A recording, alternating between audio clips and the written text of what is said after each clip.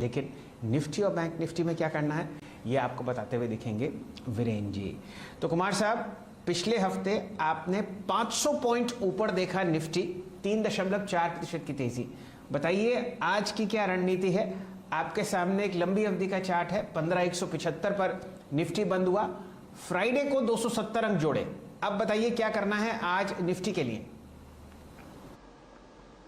जी शैल जी, देखिए प्रीवियस हफ्ते भी हमारी अप्रोच थी बाय ऑन डिप्स। 14,900 एक क्लस्टर था जिसने वो थ्रस्ट जनरेट किया, रिक्वायर्ड थ्रस्ट, और 15,020 वो लेवल था जिसने शॉर्ट कवरिंग को ट्रिगर किया। आज का डेटा क्या कहता है? हमारा प्रीवियस सेशन का टारगेट था 15,180, वो हमें मिल चुका है। अब हमें एक डिप मिल रहा है। अब आपकी स्क्रीन पर आप देखें इंस्टीट्यूशनल फिगर्स आएंगे शैल जी, लगभग 1150 करोड़ रुपए का कैश था बाजार में। That's good.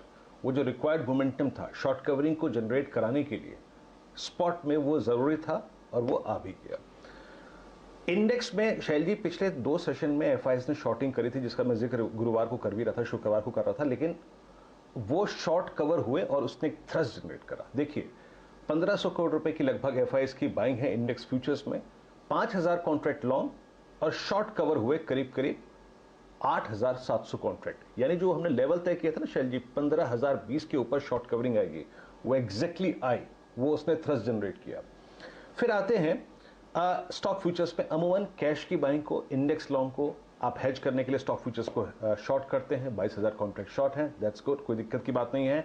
और इंडेक्स ऑप्शंस में शैल जी 67,000 कॉल लॉन्ग, दैट्स गुड, अच्छे संकेत हैं। 67,000 कॉल लॉन्ग, उसके अगेंस्ट 53,000 कॉल शॉर्ट हुई है। बताऊंगा वो कौन सी कॉल शॉर्ट है, लेकिन सबसे अच्छी चीज क्या है कि कॉल लॉन्ग कॉल शॉर्ट भी है, लेकिन शैल जी 38,000 पुट शॉर्ट है। यानी वो क्रिटिकल लेवल जिसको आप शुक्रवार को पीछे छोड़ के आए हैं, बाजार काफी रिस्पेक्ट देगा और उसके ऊपर आपकी स्टे लॉन्ग की अप्रोच होनी चाहिए। अभी का डेटा अगर आप कॉल ऑप्शंस का देखें शैल जी, तो सबसे मीनिंगफुल और बड़ा ओआई अगर किसी स्ट्राइक में खड़ा है तो वो है 28 लाख का 14,200 की कॉल में। और आप यकीन मानिए शैल जी, 14,200 के ऊपर इस मंथली कॉन्ट्रैक्ट में जिसकी एक्सपायरी गुरुवार को है, कोई मीनिंगफुल ओआई नहीं खड़ा है 14,500 की कॉल तक। तो बहुत अच्छा बिहेवियर है ऑप्शंस का, और ये इंडिकेट करता है कि अगर आप 15,200 210 के जोन को टाप जाएं, निकाल दें, पार कर जाएं, तो आपको आज के लिए, कल के लिए इंट्राडे स्विंग 15,331 तक का मिलेगा। नीचे क्या करना है?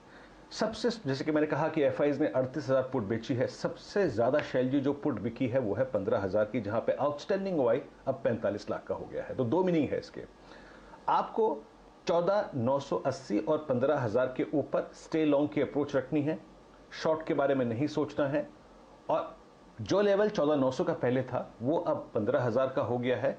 लेकिन आज कहां तक का डिप बाय करना है?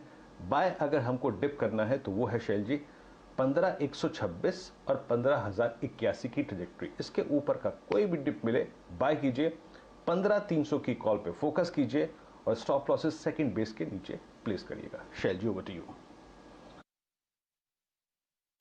तो चलिए, ये रणनीति आपके सामने निफ्टी पर आती हुई देखिए। ध्यान दीजिए कि ये इंडेक्स 8 मार्च के हाईएस्ट लेवल पर आपको बंद होता हुआ दिखेगा। ऑल टाइम क्लोजिंग हाई है 15,313, जो आपके सामने शायद बहुत ही जल्द आता हुआ दिखे, और ऑल टाइम इंट्राडे हाई है 15,431। चलिए अब ध्यान देते हैं बैंक निफ्टी पर। वीरेन जी, मैं आंकड़े देख रहा था, पिछले हफ्ते आपने बैंक निफ्टी में लगभग 2430 अंक का इजाफा देखा है, यानी कि 7.4% ऊपर बैंक निफ्टी बंद हुआ। अब बताइए यहां पर क्या रणनीति होगी? SBI, ICICI bank, axis bank और खासकर छोटे मंझले बैंक्स बीओबी और पीएनबी आपको दहकते हुए दिखे थे फ्राइडे को। क्या ये मोमेंटम कंटिन्यू हो सकता है आज के सत्र में? जी शैल जी, देखिए जिस हफ्ते की आप बात कर रहे हैं ना, बीते हफ्ते की जिसकी नंबर्स की पैमाइश आपने रखी स्क्रीन पे, अभी बड़ा इंटरेस्टिंग सेटअप था शैल जी इसका। चार्ट के लिए अगर आप देखें, डायरेक्टर साहब प्लीज कैंडलस्टिक चार्ट लेके आइएगा। उस हफ्ते का, जिस हफ्ते का जिक्र आपने किया, उस हफ्ते का लो था exactly 100 day exponential moving average. मैं अपनी गुरुवार की और शुक्रवार की कमेंट्री में इस बात का जिक्र बार बार कर रहा था कि bye bye bye, don't think about short और स्टे लॉन्ग। क्यों? क्योंकि वो एवरेजेस जो ऊपर की तरफ जा रहे थे 100 डे में 50 डे में, वो रिक्वायर्ड थ्रस्ट जनरेट कर रहे थे। उसने सोमवार को थ्रस्ट जनरेट किया, उसके बाद हमने एक टिपिकल फ्लैग का ब्रेकआउट दिया है शैल जी 34,000 के ऊपर।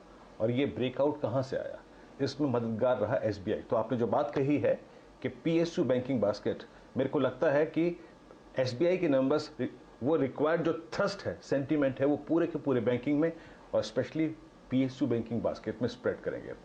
3 स्टॉक शैल जी, आईसीआईसीआई, एचडीएफसी और एसबीआई अभी भी अच्छा रिवॉर्ड पोस्ट कर रहे हैं। और रही बात बैंक निफ्टी की शैल जी, बहुत स्ट्रॉन्ग पुट राइटिंग हुई है 34,000 के जोन पे। जैसे कि मैंने जिक्र किया कि 34,000 एक फ्लैग का ब्रेकआउट पॉइंट था। 34,000 एक काफ़ी स्ट्रॉन्ग ऑप्शन बेस भी है और एक टेक्निकल बेस भी है। तो मेरी स्ट्रेटेजी पे मैंने 2 लेवल्स मेंशन किए हैं नीचे की तरफ, 34,244 और 34,131। इसके ऊपर का कोई भी डिप बाय करना है और बाय करना है। स्टे लॉन्ग की अप्रोच रखनी है 33,841 के ऊपर। और एक और चीज़ शैल जी, आज के लिए 35,000 क्रिटिकल है, 35,000 के ऊपर 35,341 भी मिलेगा। और अगर 35,000 के ऊपर क्लोजिंग आ जाती है तो इसका मतलब ये है कि हम उस ट्रेजेक्ट्री में ट्रेड करेंगे जो कि 4 फरवरी से लेकर 15 मार्च के बीच में थी, और वो है बैंक निफ्टी की ऑल टाइम हाई ट्रेजेक्ट्री। सो फंडा है कि 34,200, 34,131 के ऊपर के हर डिप को बाय करेंगे कॉन्फिडेंस के साथ। और बाकी पीएसयू बैंक्स एक बार फिर से डाल पे रहेंगे अलॉन्ग विद एचडीएफसी बैंक। शैल जी, तो वीरेंद्र जी, निफ्टी और बैंक निफ्टी में तो आपने रणनीति सेट कर दी खरीदारी की ही।